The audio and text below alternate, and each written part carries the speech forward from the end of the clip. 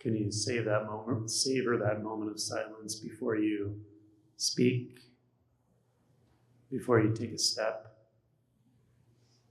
before you grab onto a thought and start believing the story? So we'll do an experiment together.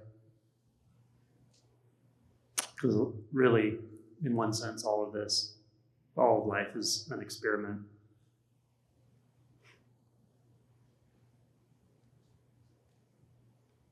And we don't have any particular goal in mind for this experiment. The experience is the goal. So, in preparation, let's leave behind any ideas we have about what's happened so far in the retreat. Let's leave behind any ideas about how practice is going for you, or any shifts or insights that have occurred. Let's leave behind your spiritual encyclopedia, all the books you've read, the knowledge you've accumulated.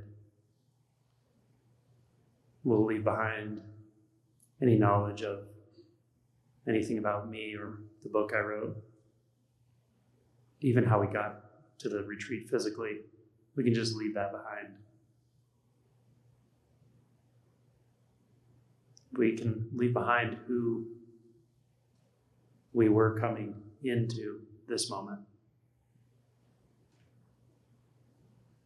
and just unbind from all of the identity so that we engage this experiment with the clean slate.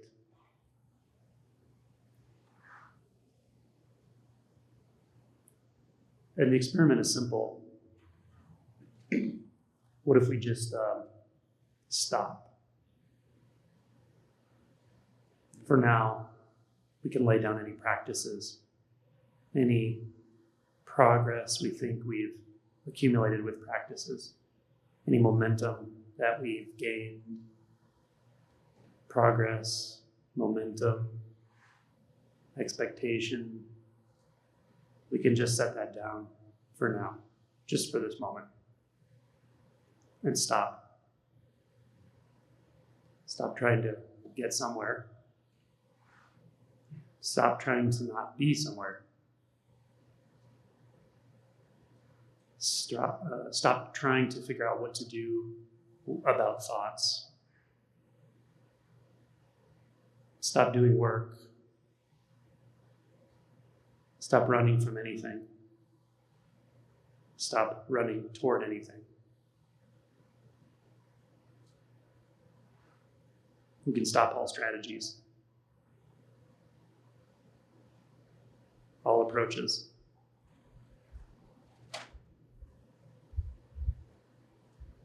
But stop believing and doubting.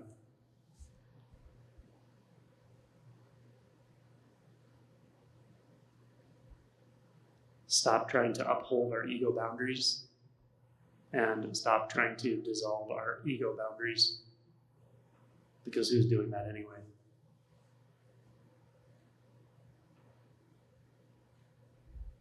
Stop trying to take a position for or against anything, any experience, any person, any idea.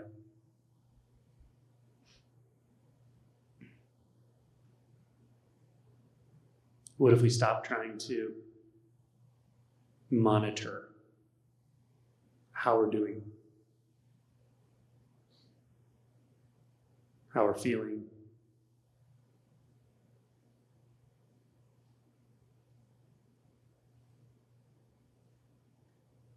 whether this makes sense or doesn't make sense?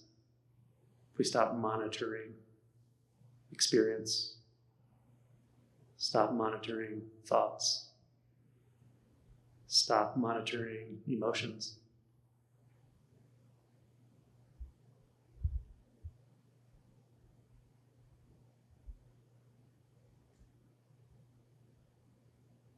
So whatever appears is what appears. When we take no position, in reference to appearance. There is no one there. No inside or outside. No subject or object. No direction. No position has to be held. No energy is exerted. No effort.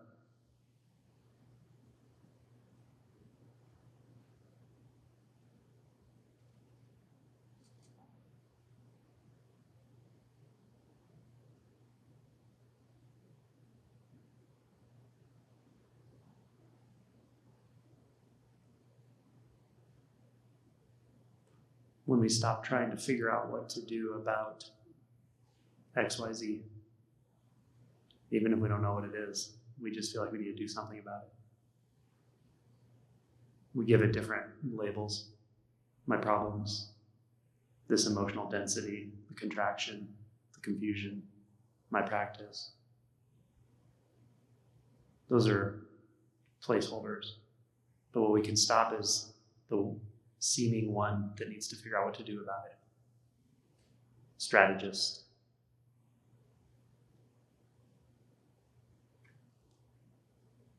Because the strategist always has to have a point of view, even if it's unseen. It's coming from somewhere. And a lot of times it's unconscious. Not obvious what the motivations are.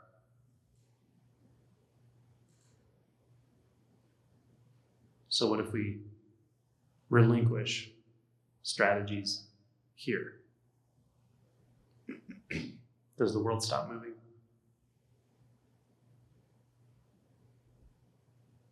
Does the body stop breathing? Sound is still sound. Movement is still movement.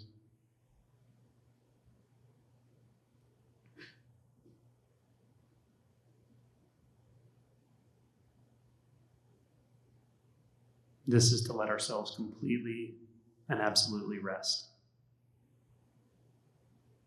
Rest from doing, rest from non-doing.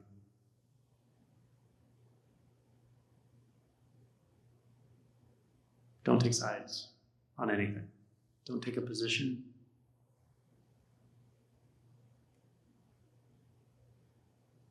And you'll remember something you can never speak about,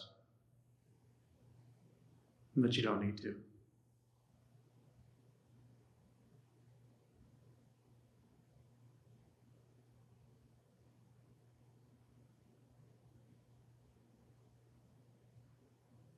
It's the silence that's not the opposite of sound.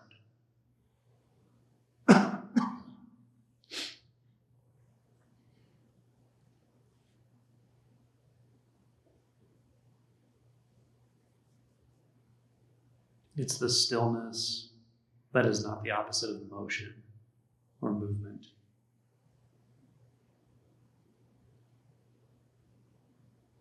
Where does stillness meet movement?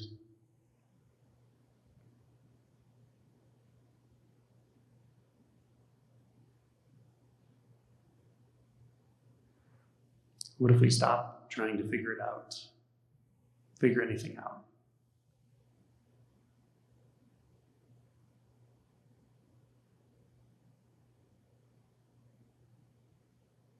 When you were 3 years old, were you trying to figure anything out? Most of the time, probably not. Playing, laughing, crying, chasing the dog. Pretty simple.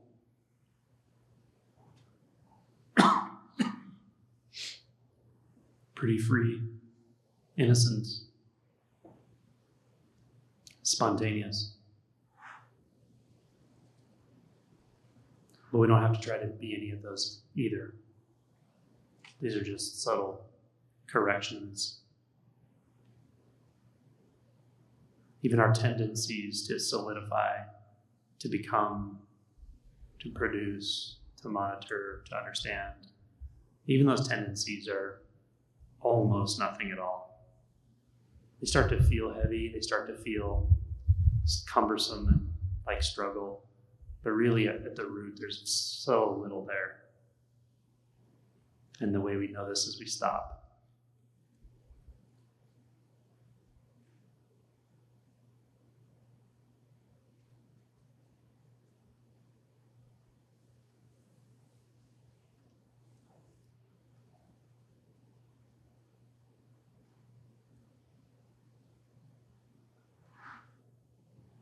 Somewhere in the Bible, I think maybe even Christ said, the meek will inherit the earth. And this is what I think, I don't know for sure, but this is what I think was meant by that. The meek meaning non-doing, non-struggle, no position taken.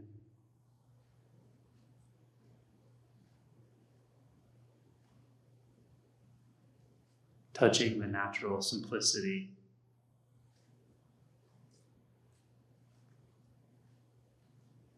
that's available always. Not just when we're sitting here in retreat, but when we're sitting at home. And also when we're walking, when we're driving, and even when we're talking. We can know this simplicity. We can live out of this simplicity.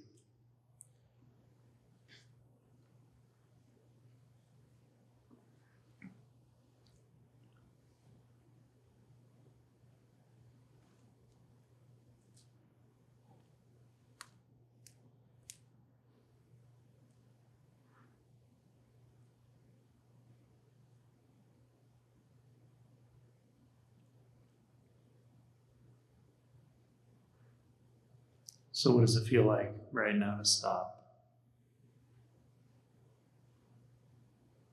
Stop pushing. Stop pulling. Stop coming and going. What neither comes nor goes.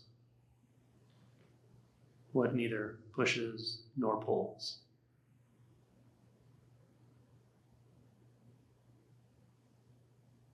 What was neither born nor will die.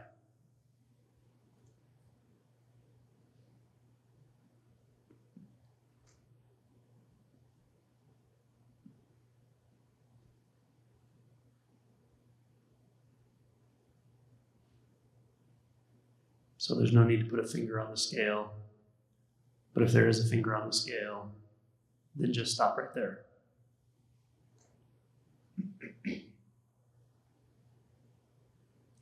We can stop trying to correct anything. Stop trying to adjust. Quit playing with the controls. Put down the remote. Just live. Be lived.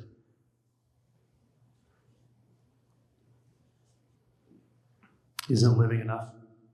Isn't mere experience, mere appearance right now enough? Where does it become not enough?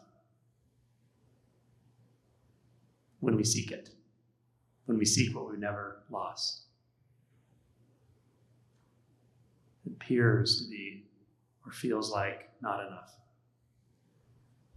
There's no one at the core of shame. There's no one at the core of not enough. There's just a movement that feels like not enough. And it's fine too. When we stop trying to fix that, repair it, heal it, then it's just everything. Every one thing is every single thing, and no specific thing at all. One form is every form.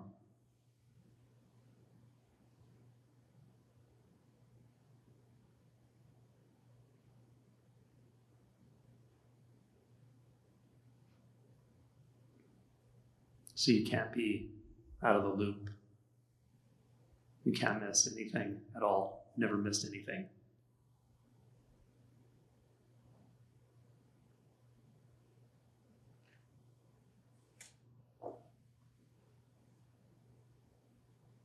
When we stop looking, there's nothing to find.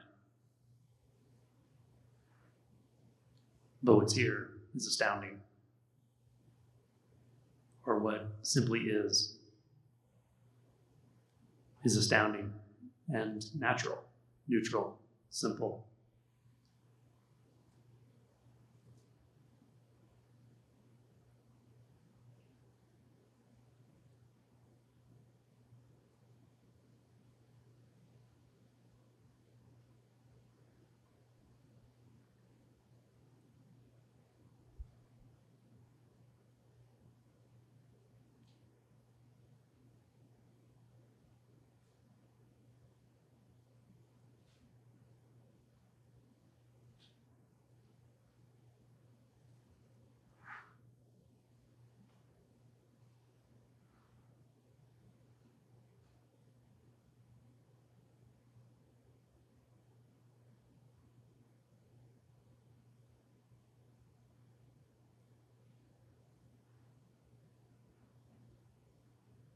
Do you need anything more than this?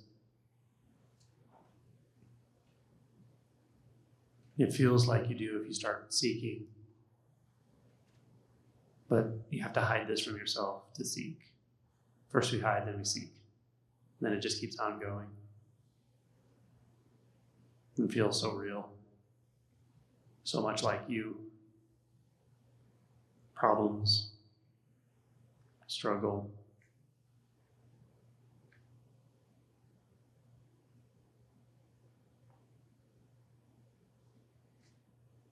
and the seeking sometimes is supercharged,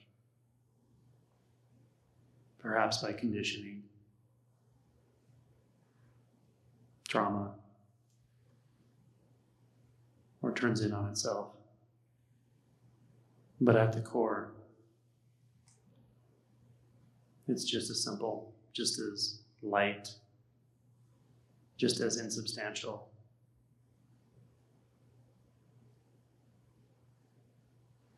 So the best gift you can give yourself is to remind yourself that in this moment, there's no need to seek anything.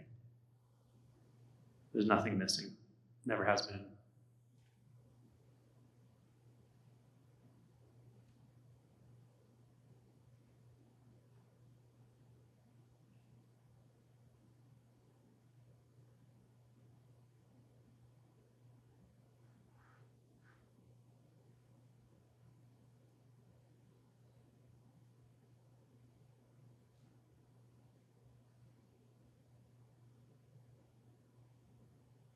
So paradoxically, we don't even have to stop because there's nothing to stop.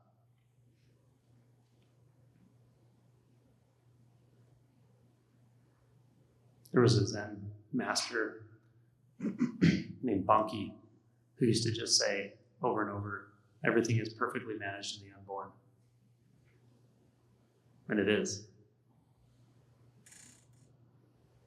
What you've witnessed, this retreat, is a perfect display of the unborn. And what you witnessed in your life before the retreat is a perfect display of the unborn, managing everything perfectly. There's never been a problem.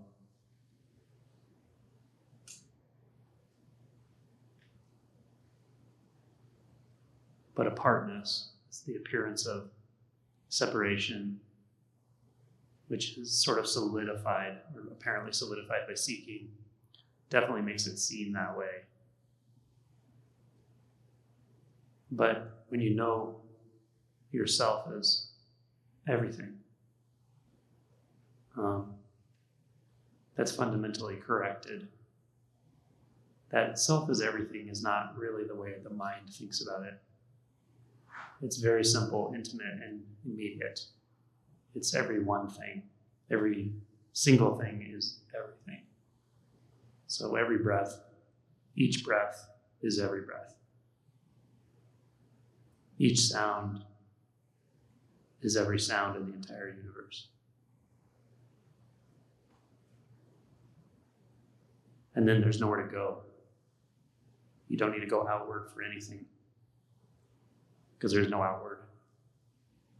So there's a settling that occurs, a great relaxation. And if there's only one sound, and then one footstep, one bird call, then where are you? Where's the world? Where's the universe? All of these are afterthoughts. There's just the bird call, just the wind. And then we see, in a very natural way, just as night follows day, and day follows night, that the fundamental illusion, the fundamental misperception that caused all the trouble was the sense of self apart, self that can struggle against something, self that needs endlessly, self that believes it needs the external conditions to be a certain way so it can feel okay, including everything, the way people act, sounds, political situations. Why do we think we need all of that to be a certain way so that we can feel settled? Because we think we're separate from it. That's it. We believe it. And that as long as you believe and feel separate, feel division and separation, there will be struggle. You can't not struggle. It's part of the deal. You can get subtler, and you can do work, and all that's important. You should do it. Therapy, equanimity work, inquiry, emotion work, shadow work, all that stuff is great. But there will still be some degree of struggle until the fundamental illusion of separation is dissolved. Then you're looking directly at the roots of suffering. The roots of what creates suffering, they become very obvious. And then you can pluck up those roots as well, which are the most fundamental aspects of identity, which is an illusion. You don't need it. Identity is, although it's deeply rooted and it's a subtle fixation that doesn't really fully eradicate itself until deep stage realization, even though that's all relatively true, it's a very simple misunderstanding. And you can investigate it directly anytime. Just listen to the sound. Where's the identity in the sound? Where's the separation? Where's the self and other? Where's the object? Where's the subject? Where's the here and there? It's not in the sound. So you can know that right now. Just hearing.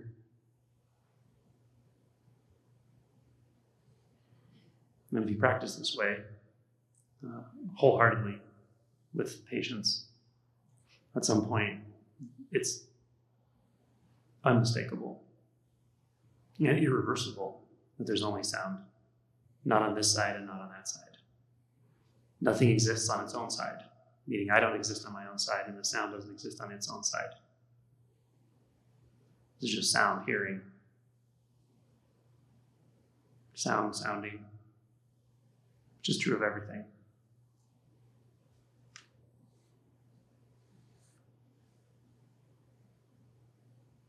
Every apparent object is just a composite of these appearances that are at zero distance, at indeterminate distance. And then indeterminacy and empty nature. Empty nature doesn't mean a black void or empty space, the way our minds think about it. Empty nature means infinite potential, in one sense.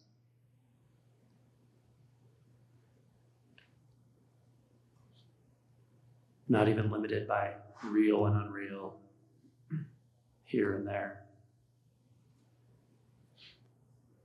So this indeterminate nature, empty nature, is also the radiant nature of experience, of sound, radiant and intimate, refreshing always. It teaches you everything you need to know again and again and again through immediate experience, through actual experience.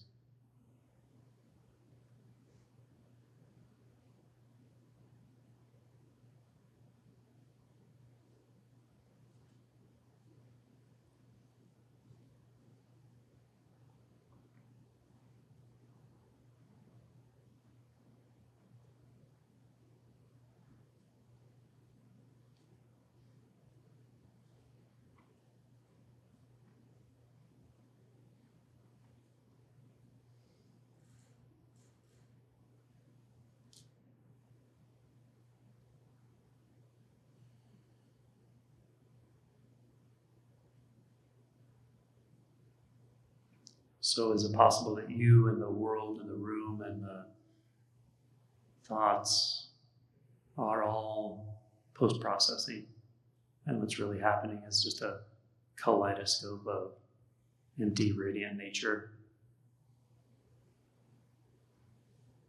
And the portals are your five senses.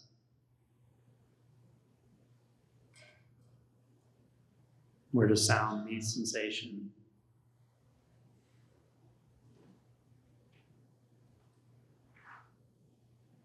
Can you feel the overlap, hear the overlap, where sound and sensation are one, interwoven?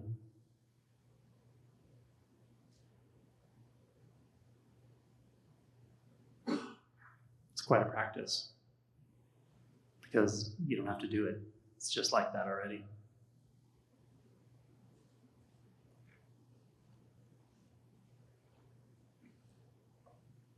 And then movement is also not apart from sound sensation.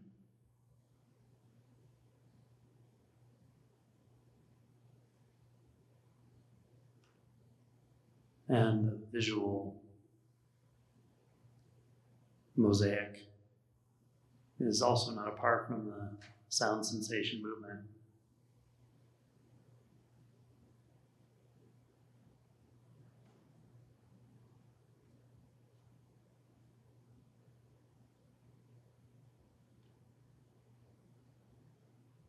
Even if you've heard it many times, when it starts to come forward in your experience, it can be surprising that it's actually like that. It's often people will say, wow, it's actually like that. I heard you say it, but it's actually that way. It is actually that way.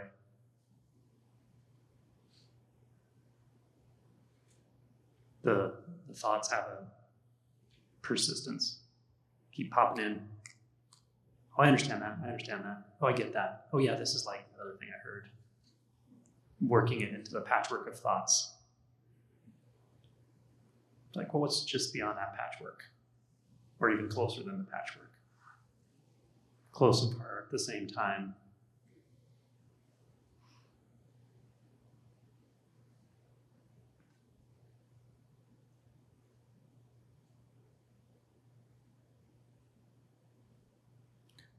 Or we'll sometimes someone will touch into it, and the mind just goes, oh, it can't be that. It just discounts it. The doubt mass is believable and strong. Oh, that can't be what he's talking about. Then it's thought. So just see. Pure seeing. See what's in front of your face, but don't turn it into a person or a shape or a stage or a room or a floor or a color label. Just see it. What's there? Where is it? How deep is it? How light is it? Is it inside? Outside? Both? Neither? Feel it stretching out into you, through you, beyond you, dissolving any idea of you.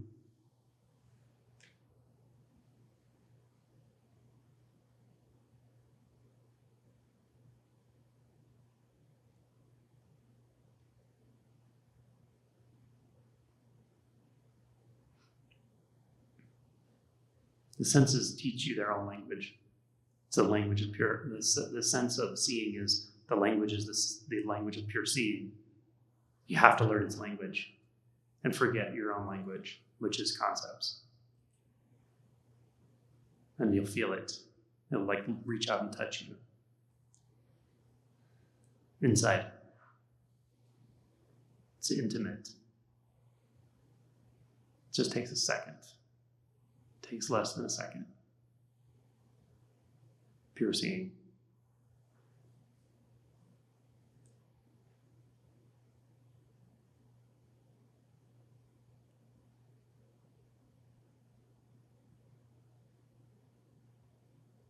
You can do it with a sort of logical deconstruction as well. Just look at any object, like a light on the wall. And if you imagine you were just to paint that on a two-dimensional surface and show it to someone who doesn't really know what it is, what you took a picture of, it just looks like a blur to them or something. Where's the data that they're receiving, looking at that says there's boundaries between that light and me, or the light and the wall? If they don't know what it is, how do they know there's distance, boundary, separation? So in the same way, when you look at it, you actually don't know directly from the experience. You only know from the thought. So your attention bounces from the experience to the thought very quickly. So just see it. See that you can't tell where that is precisely. Not in the way our minds put it together. And paradoxically, when you feel where it is, you actually know where it is very precisely, but it's not in space.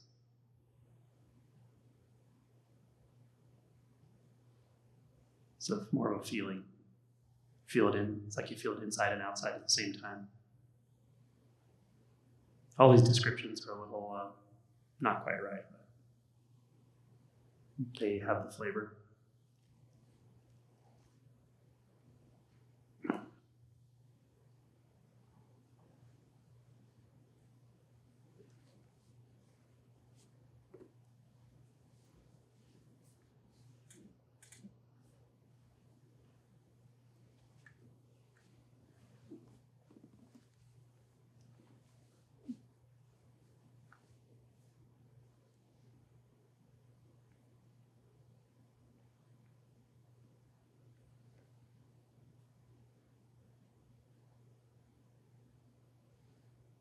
Any topics you want covered in relation to this, like, or a question about what I'm talking about, very, very simply?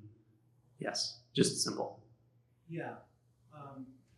There's kind of a spectrum of practice. On one hand, it's stop. On the other hand, it's look. And then in the middle is there's aware. Mm-hmm. So what he's saying is that there may be a spectrum of practice. There's stop, and there's look, and in the middle there's aware. And it is true, there's a sweet spot, I kind of talk about it in the book, between intention and surrender, or between just becoming quiet and still through and through, and allowing reality to show you what it is, allowing the sky and the ground and the walking and talking and meditating to just come forward and replace you. And a sort of noticing, a little bit of an investigation. So that's kind of how I constructed this talk.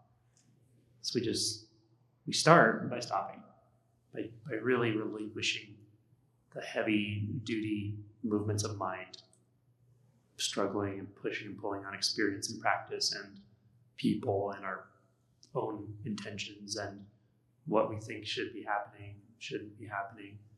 So just, you got to calm all that, because this next exploration of the senses in the subtle ways is so, in a sense, it's delicate at first. It's not, once it becomes clear, it's very obvious, but at first it's fleeting, can be subtle.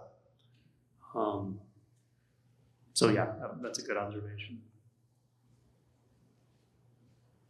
It's a little bit of a dance. Yeah.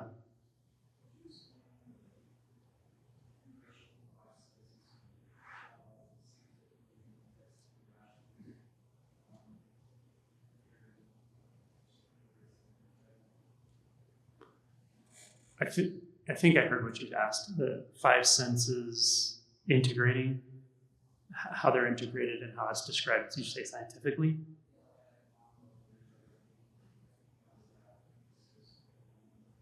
Yeah. Angela? Yes. 10 minutes? Okay. I'm a little disinclined to talk scientifically about the senses, not because it's not interesting to me, because it actually is. And I actually think there's a tremendous amount of crossover and overlap, especially when you talk about quantum fields and quantum fluctuations and so forth. But because it tends to put people in their heads a little bit with the senses. What is interesting is these sort of aspects of non-dual experientially, such as synesthesia, hearing, sound, feeling, sensations, feeling, sound, hearing, sensations, also taste by shape and things like that. All of these synesthetic experiences are things that some people just have without any specific spiritual practices or realization insights. They say it's something like 1 out of 1,000 people are synesthetic, so there may be one in this room or maybe more than one. Yep, there you go. So, so for someone who's synesthetic, they may describe a period of life as having a yellow quality, very obviously. Doesn't mean everything's painted yellow, it feels yellow. It's obvious instinctually. Or black. Certain kind of music might have a certain flavor that tastes good, and some flavors taste bad. Some people have said they cook by shape, by corners and sides, edges. That's how they taste food and know how much seasoning to put in it. So as absurd as that sounds to our minds, in direct experience, it's very obvious. At some point, that synesthetic knowing is just clear. The mind, the brain, the nervous system separates those out into separate senses so that we can essentially utilize them on an individual basis or whatever. But it definitely happens as realization deepens, where even to pick out one sense doesn't fully make sense to me. It's possible. It's possible to notice just sound or to focus attention on just sound, but that's sort of an afterthought. And although things are appearing and sort of self-dissolving, discrete experiences in a sort of disjointed way, the quality of sound is also the quality of sensation, is also the quality of flavor, is also the quality of scent. Maybe one of them is expressed a little more prominently in one moment, and that's it. There's a certain flavorless flavor to experience itself, and everything in the experiential field is that.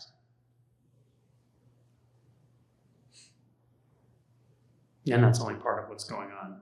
What's also going on is impossible to talk about, and not anything in the physical realm or even the realm of appearance.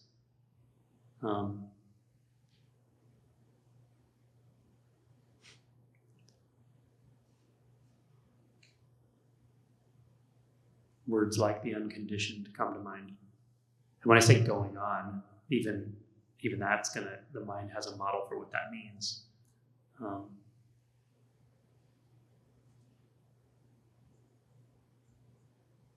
Yeah, there's just no way to talk about it. But an investigation into your true nature, first through conceptual self, then through consciousness, then through the sense gates, then through radiant empty nature, will lead you there, will lead you here, to where you never left, to where it doesn't matter whether there's a physical existence at all or not. It's that settled, that simple.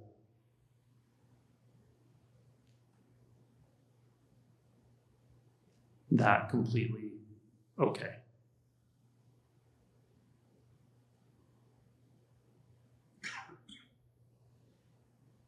And to touch into that,